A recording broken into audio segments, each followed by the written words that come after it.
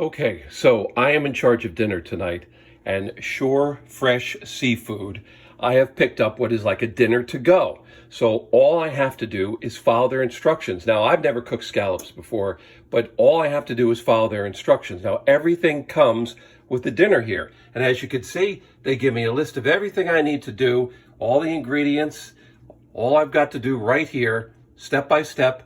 Then I just have to put it in the oven for 20 to 25 minutes. This can't be any easier, and I love scallops. So hopefully we'll see how this comes out, and I'm sure this could be a great idea for you to grab and go from Shore Fresh Seafood as well. So let's see how we make out tonight. Okay, so I'm making scallops tonight from Shore Fresh Seafood in Point Pleasant. Their kit came with everything. So here we go. I followed their directions, putting in the butter, the wine, lemon juice. They had the breadcrumbs, everything there, everything portioned out. As you can see, it all comes in here. The seafood fresh, and it comes in a nice, beautiful tin, serving tin. So what I'm doing now is I'm preheating the oven. Let's see, we're going to do 375 for about 25 minutes, and dinner is ready. So that's simple.